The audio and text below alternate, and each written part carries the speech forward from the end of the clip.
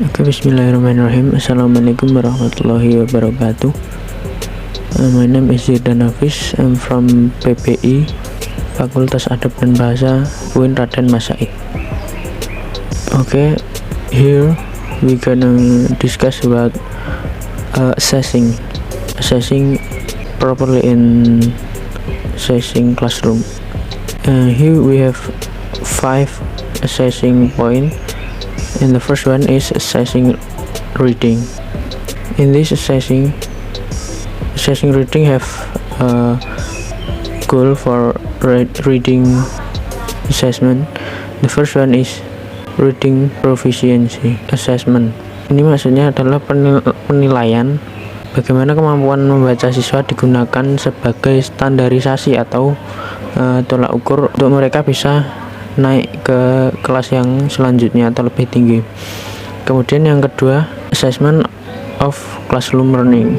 Penilaian ini biasanya digunakan untuk mengukur keterampilan membaca siswa dari tahun ke tahun, atau biasanya dengan final exam atau ujian akhir semester atau ujian kenaikan kelas, seperti itu. Kemudian assessment for learning. Penilaian ini digunakan untuk meningkatkan kemampuan membaca siswa dengan cara guru memberikan pelatihan misalnya pada siswa, maka guru akan lebih tahu jauh apa yang sudah maupun yang belum dipahami oleh siswa. Kemudian yang keempat, assessment of curricular effectiveness. Penilaian ini digunakan sebagai pengukur di manakah atau sampai manakah keterampilan membaca siswa itu tertuju, atau sebagai penjurusan ketika akan memasuki jenjang pendidikan selanjutnya ataupun memasuki dunia pekerjaan, seperti itu.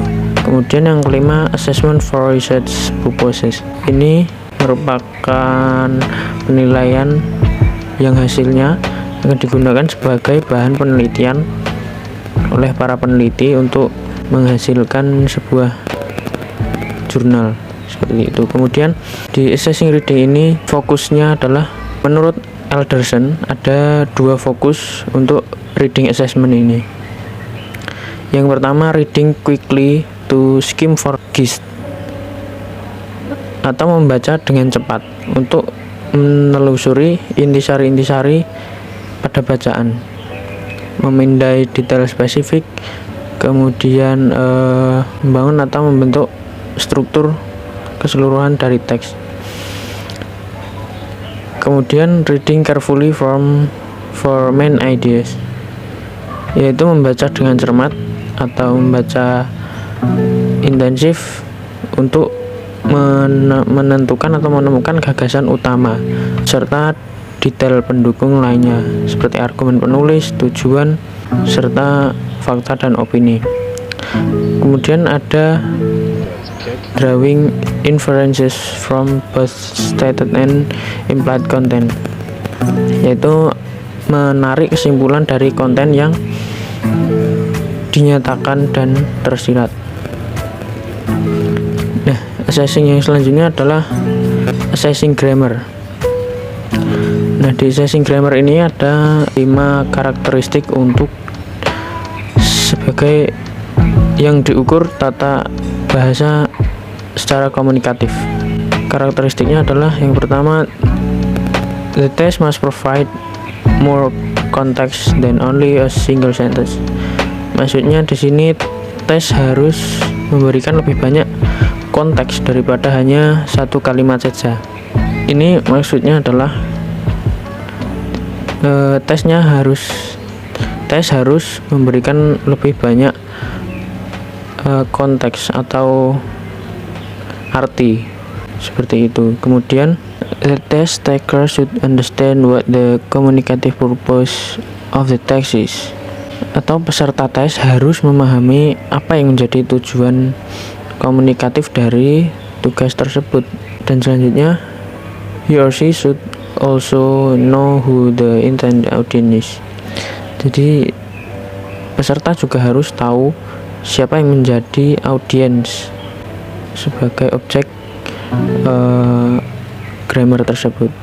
Kemudian he or she must have to focus on meaning and not from to answer correctly. Dia harus fokus pada maknanya, bukan apa jawaban yang benar. Kemudian recognize is not sufficient. The test taker must be able to produce grammatical responses. Maksudnya adalah mengenali saja tidak cukup, tetapi peserta tes harus mampu menghasilkan tanggapan dengan gramatikalisasi yang benar atau tepat. Dari grammatical assessment ini ada alternative assessment, yaitu terdiri dari yang pertama bisa berbentuk games. Ini untuk melatih atau menentukan ketepatan dalam penggunaan bahasa dan pemilihan bahasa dari siswa tersebut. Kemudian yang selanjutnya adalah class observation. Ini dimaksudkan bisa terdiri dari kegiatan di kelas, kemudian latihan menulis, kemudian percakapan atau conversation. Kemudian ada online activities.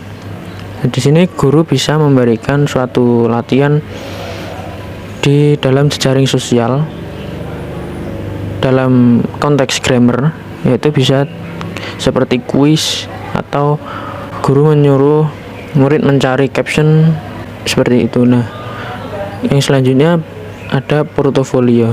Ini bisa terdiri dari seperti paper, jurnal, dan laporan kegiatan atau laporan penelitian seperti itu. Kemudian yang ketiga adalah assessing writing. Di assessing writing ini ada dua kategori skills of writing. Yang pertama ada micro skills. Micro skill of writing are appropriately applied to imitative and intensive types of writing tasks. Ini maksudnya keterampilan mikro menulis. Ini secara tepat diterapkan pada jenis teks imitatif dan intensif tugas menulis. Kemudian macro skills. Macro skills writing are essential for the successful mastery of responsive and extensive writing. Ini sangat penting untuk keberhasilan penguasaan tulisan yang responsif maupun ekstensif seperti itu. Kemudian di assessing writing ini ada apa saja tingkatan tuntutan kognitif siswa. Yang pertama ada what is the student level of content mastery. Jadi bagaimana atau sejauh apa siswa menguasai materi yang telah guru berikan. Kemudian yang kedua, through what cognitive level must the student pass in order to complete the assignment.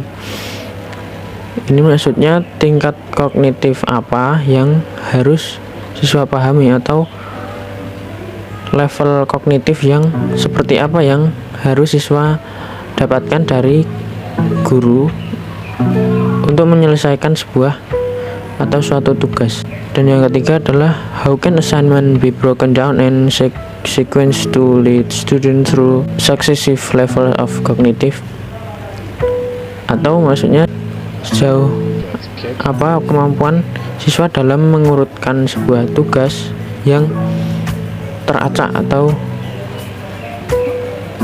tidak tertata, untuk mengetahui sejauh apa kognitif yang telah siswa pahami, apakah siswa mampu memahami suatu tugas dengan tepat. Nah, assessing yang selanjutnya adalah assessing speaking. Speaking or oral test is defined as a test in which a person is encouraged to speak and assessed on the basis of that speech. It can be used, learned, or combined with tests of other skills.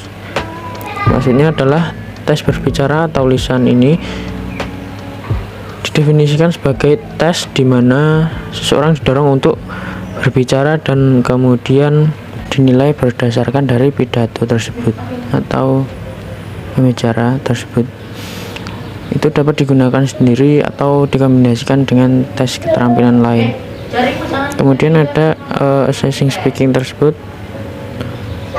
ada beberapa skill, yaitu self assessment, yaitu penilaian bahwa sejauh apa diri anak didik kita menguasai speaking skill. Kemudian ada classroom based assessment, di mana penilaian sebagai tolak ukur sampai manakah kemampuan anak didik kita memiliki skill berbicara. Kemudian performance assessment through examination. Penilaian ini bisa dengan cara seperti ada ujian untuk mengukur atau mengetahui kinerja anak didik dalam kemampuan berbicara, tentunya khususnya dalam bahasa Inggris. Kemudian di assessing speaking ini memiliki advantage, yaitu yang pertama, speaking provides opportunities to practice all four skills. Atau speaking skill ini sudah mencakup 4 aspek dalam pembelajaran bahasa Inggris, seperti listening, speaking, reading, and writing. Kemudian advantage yang kedua ada speaking support development of critical thinking skills. Maksudnya adalah dari speaking skills ini bisa menumbuhkan sikap seorang siswa untuk bisa berpikir lebih kritis. Secara otomatis. Contohnya ketika siswa ingin ada tugas untuk berbicara ketika ada sebuah seminar. Nah, itu maka siswa dituntut untuk berpikir secara kritis dari literasi maupun gramatikalisasinya. Nah, kemudian kelebihan yang ketiga, speaking promotes learning. Nah, dengan kita melatih anak didik kita berbicara dalam bahasa Inggris, tentunya secara otomatis kita telah mempromosikan proses pembelajaran kita dalam kelas. Nah, yang terakhir, yang kelima adalah assessing listening. Skill of listening is an active and interactional process in which a listener perceives speech, sound, and tries to attach meaning to the spoken word. And the listeners try to understand the intended message of the oral text to respond effectively to oral communication. Maksudnya, listening skill ini merupakan salah satu proses interaksi di mana seorang pendengar menerima tuturan dari seorang penutur dan kemudian memaknai